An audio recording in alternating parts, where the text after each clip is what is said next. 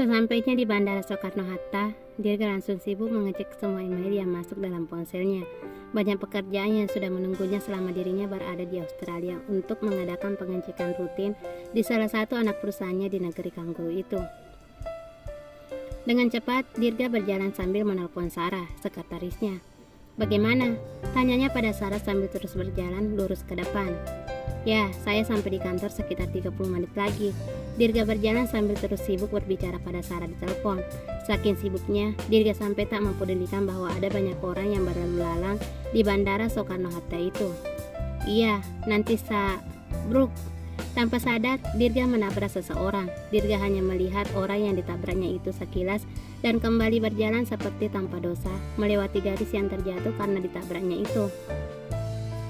"Iya, saya sudah baca sedasar orang gak punya hati," umpat gadis itu yang ternyata masih bisa didengar oleh Dirga.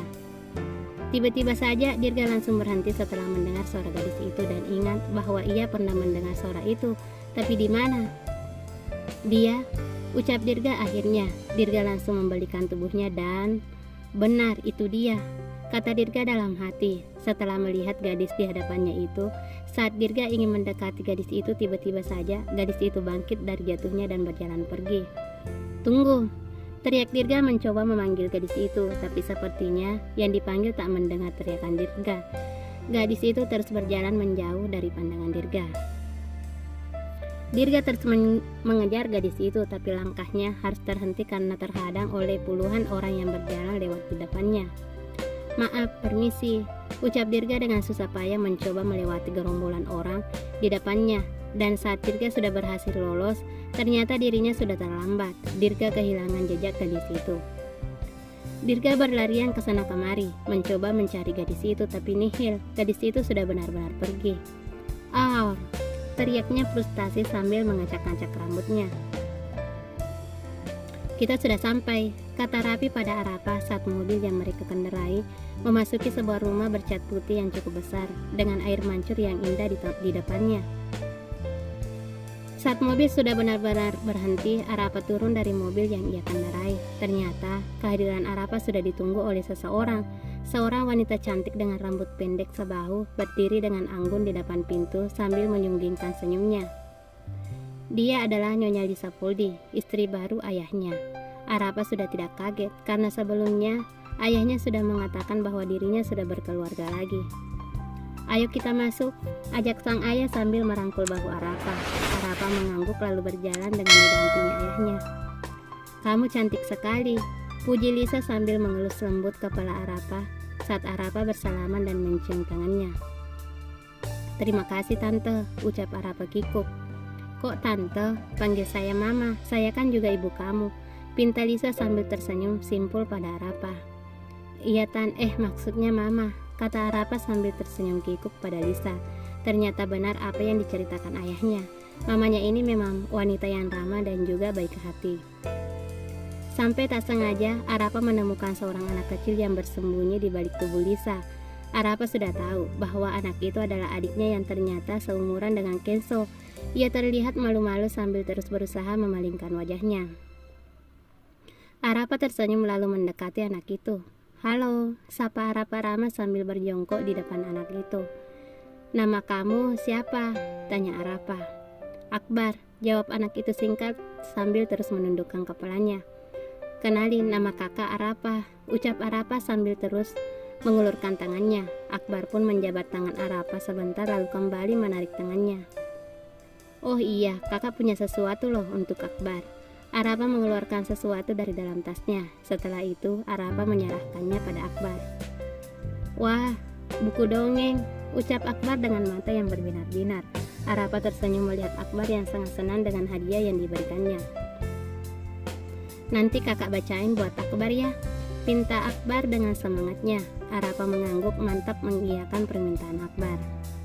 "Yeay, terima kasih kak," ucap Akbar lalu memeluk Arafah. Arafah membalas pelukan Akbar sambil melirik ke arah ayah dan mamanya, yang ikut tersenyum melihat kedekatan yang terjalin antara Akbar dan Arafah. "Kalau begitu, sekarang kita masuk ke dalam yuk. Mama udah masakin makanan yang spesial buat kamu," ucap Lisa pada Arafah. Saat masuk ke dalam rumah, Arapa takjub dengan penataan ruangan yang sangat rapi, yang didominasi dengan perabot yang simpel tapi sangat elegan.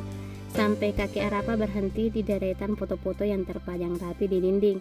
Di sana terlihat puluhan momen yang diabadikan dengan puluhan foto, dan yang paling Arapa suka adalah foto keluarga yang memperlihatkan kebahagiaan keluarga kecil ayahnya. "Nanti foto kamu juga akan berada di situ, sayang," ucap sang mama sambil menyentuh pundak Arapa. "Kamu kan juga bagian dari keluarga ini." "Terima kasih, Mah, sudah mau terima Arapa dengan baik," ucap Arapa sambil memandang Lisa. "Sama-sama, sayang, kamu kan anak mama juga," katanya sambil memeluk Arapa. "Ya udah, sekarang kamu taruh tas kamu di kamar. Kamar kamu ada di lantai atas, dekatnya tangga." "Oke, Ma." Setelah itu Arapa berjalan menaiki tangga dan masuk ke dalam kamar yang dimaksud mamanya tadi. Kamar itu cukup besar dengan dominasi warna hijau toska kesukaannya. Di sana juga terdapat banyak jendela kaca yang jika tirai dan jendelanya dibuka, maka cahaya dan udara yang segar bisa langsung masuk ke dalam kamar. Saat Arapa meletakkan tasnya di atas tempat tidur, Arapa melihat ada yang kurang di pergelangan tangannya. Arapa pun menyentuh pergelangan tangannya dan sadar bahwa gelang hadiah ultahnya yang ke-17 dari neneknya ternyata hilang. "Di mana ya?" ujarnya pelan sambil mencari gelangnya itu di dalam saku bajunya dan di dalam tasnya, tapi nihil. Arapa sama sekali tidak menemukan benda yang dicarinya itu. Setelah keluar dari ruang rapat, Dirga langsung berjalan menuju ruangannya diikuti oleh Sarah di belakangnya. "Saya punya jadwal apa lagi hari ini?" tanya Dirga pada Sarah, sekretarisnya. Sarah pun berjalan sambil mengecek jadwal kegiatan Dirga untuk hari ini. "Setelah ini, nanti Bapak ada meeting dengan investor dari Amerika jam 3 sore, ucap Sarah sopan pada atasannya. Dirga melirik jam tangannya, masih kurang 1 jam lagi. "Ya sudah, kalau begitu saya ke ruangan saya dulu, kamu bisa kembali ke ruangan kamu," perintah Dirga yang dibalas anggukan sopan oleh Sarah. Setelah masuk ke ruangannya, Dirga langsung merebahkan dirinya di atas sofa yang berada di ruang kerjanya. Dirga menutup matanya sambil memijat-mijat kepalanya yang terasa pusing setelah rapat yang cukup alot tadi. Saat Dirga tak sengaja menyentuh sakunya, tiba-tiba saja ia merasakan seperti ada sesuatu di dalam sakunya. Dirga pun merogoh saku jasnya dan menemukan sebuah gelang di sana. Dirga terus memandangi gelang itu. Punya siapa nih? Dirga mengerutkan keningnya sambil terus mengingat-ingat kira-kira siapa pemilik gelang di tangannya itu. Jangan-jangan nih gelang punyanya. Der. Arapa terbangun dari tidurnya saat merasakan ponselnya bergetar di atas tempat tidurnya. Dengan malas, Arapa mengambil benda pipi tersebut dan melihat siapa yang menghubunginya, dan ternyata itu adalah Giga. Arapa mengerutkan keningnya lalu melihat jam di sampingnya, tempat tidurnya yang menunjukkan pukul 12 malam. Ucap Arapa dengan setengah mengantuk saat menerima panggilan video call dari Giga. "Selamat pagi, Ra," sapa Giga dengan semangatnya. "Pagi apaan sih, Ga? Ini tuh baru jam 12 malam," kata Arapa dengan malas. "Oh iya lupa," ujar Giga sambil menepuk keningnya. "Kita kan beda 6 jam ya," sambungnya sambil cengengesan. Sedangkan Arapa hanya bisa memutar bola matanya kesal. "Ya udah kalau gitu, kamu lanjutin aja tidurnya." Tunggu bentar," cegah Giga saat Arapa ingin mengakhiri panggilan video call mereka. "Apaan lagi?" tanya Arapa dengan nada seperti orang mabuk. "Pipi kamu kok malah tembam ya?" "Giga," teriak Arapa kesal. Giga pun tertawa melihat Arapa jika sudah kesal seperti itu. "Bercanda, Ra, ya udah tidur Gi, miss you so much, Ra," ucap Giga diakhiri senyum simpul di bibirnya. "Aku tahu kok, aku kan ngagenin," kata Arapa dengan pedenya. "Dasar kepedean." "Sepede-pedenya aku, ya masih pedean kamu lah, kamu kan raja pede," kata Arapa menanggapi ucapan Giga akhirnya. "Kalau aku raja pede, berarti kamu ratu pede. Terus kita punya kerajaan yang luas, kita punya istana yang besar, rakyat yang banyak." Pip, Arapa langsung mengakhiri video call-nya dengan Giga, tak mau meladeni hayalan aneh yang diciptakan oleh Giga, karena jika Arapa menanggapinya, pasti Giga akan terus bercerita sampai pagi. Arapa menarik selimutnya dan memeluk gulingnya, lalu kembali ke posisinya untuk tidur. "Miss you too ga," ucap Arapa sebelum benar-benar berlayar di pulau kapuk yang empuk. Dirga tengah memeriksa file-file yang ada di laptopnya saat ia mendengar dering panggilan ponselnya berbunyi. Dirga pun melirik ponsel yang berada di samping laptopnya, tertera nama Mami di layar ponsel pipi tersebut. Dirga menyentuh ikon warna hijau di ponselnya lalu menyalakan loudspeakernya. "Ada apa, Mi?" tanya Dirga pada sang Mami sambil terus fokus pada layar laptop. "Kamu sekarang di mana, sayang?" tanya sang Mami dengan halus. "Di kantor, Mi. Kenapa emang?" "Tolong kamu ambil foto keluarga kita di Fahri Studio ya, sayang." Dirga langsung menghentikan kegiatan dengan laptopnya setelah mendengar ucapan sang Mami. "Kenapa harus Dirga sih, Mi?" tanyanya kesal. "Kantor kamu kan dekat sama Fahri Studio, jadi tolong kamu ambil ya, sayang." "Tapi sekarang Dirga lagi banyak kerjaan, Mi," ucap Dirga berusaha mengelak dari tugas maminya. "Pokoknya Mami mau kamu yang ambil. Udah, titik," kata sang Mami bersikeras. "Tapi Mi," tut. Panggilan langsung diputus sepihak oleh sang Mami. Dirga membuat napasnya kasar, lalu menutup laptopnya dan mengambil kunci mobilnya, kemudian keluar dari kantornya. Dirga memang tidak akan pernah bisa menolak perintah dari Rita, maminya itu. 20 menit kemudian. Sesampainya di Fahri Studio, Dirga langsung memasuki studio foto yang cukup besar. Karena sudah mengenal baik, maka Dirga langsung menuju ke ruangan Fahri, si pemilik studio foto. "Masuk," ucap Fahri saat Dirga mengetuk pintu ruangannya. Dirga," katanya sambil berdiri menyambut Dirga. "Halo Mas," ucap Dirga sambil menjabat tangan Fahri. "Ayo duduk dulu," kata Fahri mempersilahkan Dirga duduk. "Terima kasih Mas," ucap Dirga lalu duduk di bangku yang dimaksud Fahri. "Tadi saya baru mau nyuruh orang buat ngantar foto keluarga kamu ke rumah, tapi mami kamu bilang katanya kamu sendiri yang bakalan ngambil. Pasti kamu rugi sekali datang ke sini di waktu jam kerja seperti ini," kata Fahri sambil sesekali tertawa. "Ah, enggak kok Mas, lagi pula kerjaan saya enggak terlalu banyak," kilah Dirga, padahal yang dikatakan Fahri 100% benar. "Haha, kamu ini memang pandai sekali berbohong. Kalau begitu biar saya ambil dulu fotonya. Kamu tunggu di sini aja." Setelah itu Fahri keluar dari ruangannya. Sambil menunggu Fahri, Dirga menyapukan pandangannya ke seluruh sudut ruangan yang dindingnya diisi oleh berbagai macam foto. Dirga bangkit dari duduknya dan melihat foto-foto tersebut. Dimulai dari foto-foto model yang hot, foto pre-wedding, foto pernikahan, foto keluarga, dan masih banyak lagi. Dirga terus melihat foto-foto itu satu persatu sampai ia menemukan sebuah foto yang menarik perhatiannya. Sebuah foto yang masih berada di komputer milik Fahri. Dirga mendekati komputer meja Fahri tersebut dan terus memandangi foto yang berada di layar monitor itu. Ini fotonya gak?" ucap Fahri yang mengejutkan Dirga. Iya Mas," kata Dirga lalu mengambil foto dengan figura besar dari tangannya. "Mas, saya boleh tanya sesuatu?"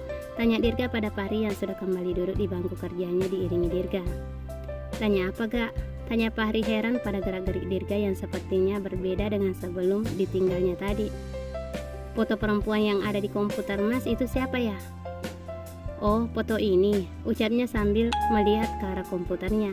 "Ini putrinya Pak Rapi. Kemarin keluarganya ngadain acara foto keluarga." "Pak Rapi siapa Mas?" "Pak Rapi pemilik perusahaan Rapi Group," jelas Fahri. Dirga pun mengangguk mengerti karena Pak Rapi merupakan teman dekat papinya. Tapi yang Dirga heran, memangnya Pak Rapi punya anak perempuan Mas? Bukannya Pak Rapi itu cuma punya seorang putra bernama Akbar? Tanya Dirga antusias menggali informasi yang sangat ingin ia ketahui. "Jadi menurut yang Mas tahu, Pak Rapi itu pernah punya istri di Surabaya, tapi mereka bercerai dan dari pernikahannya itu ia punya seorang anak perempuan. Tapi kenapa anak perempuannya itu baru terlihat sekarang Mas?" "Karena dulu putrinya Pak Rapi tinggal di Surabaya bersama nenek dan kakeknya, dan 3 hari yang lalu putrinya itu datang untuk yang pertama kalinya ke Jakarta." Mendengar perkataan Fahri, Dirga kembali memutar memori di otaknya. Dirga ingat bahwa pertama kali ia bertemu dengan wanita itu adalah di Surabaya. Dan tepat 3 hari yang lalu, ia baru pulang dari Australia. Ia juga bertemu gadis itu di Bandara Soekarno-Hatta. Gak salah lagi, foto perempuan itu pasti adalah dia, batinnya. Kalau boleh tahu, nama putrinya Pak Rapi itu siapa, Mas? Namanya siapa ya tadi? Ujar Fahri mengingat-ingat nama putri dari Pak Rapi itu. Oh iya, namanya Arafah. Arafah? Ujar Dirga memastikan.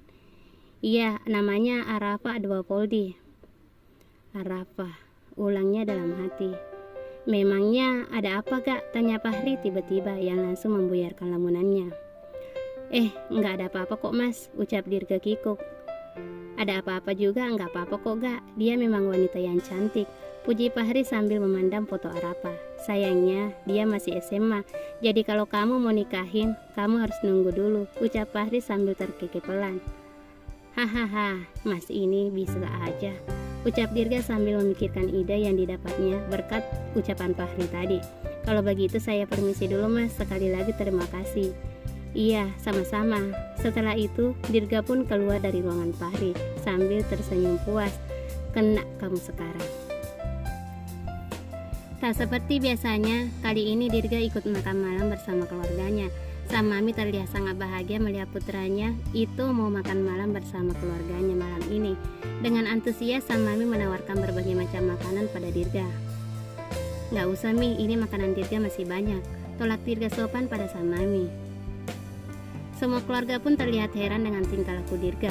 Dirga yang biasanya cuek, sekarang menjadi sopan dan halus. Bahkan sedari tadi senyuman tak pernah hilang dari bibir Dirga. Merasakan dirinya dipandangi oleh seseorang, Dirga menoleh ke arah orang yang memandangnya dari tadi, dan orang itu adalah kakak iparnya, Bunga. Saat mata Dirga dan Bunga bertemu, entah mengapa, Dirga sudah tidak merasakan lagi rasa sakit dan kecewa. Kini ia sudah benar-benar mengikhlaskan mantan kekasihnya itu bersanding dengan kakaknya sendiri. Papi sudah selesai, ujar Tuan Dwianto Aldrich itu lalu bangkit dari meja makan. Tunggu Pi, cegah Dirga sambil berdiri dan menghampiri sang papi. Ada yang mau Dirga bicarakan dengan papi. Semua keluarga yang melihat kejadian itu pun semakin dibuat heran. Ini juga merupakan kejadian yang ajaib karena tak biasanya Dirga berbicara kepada papinya. Kalau begitu kita bicara di ruang kerja papi saja, ujar sang papi lalu berjalan menuju ruang kerja diikuti Dirga di belakangnya. Bersambung.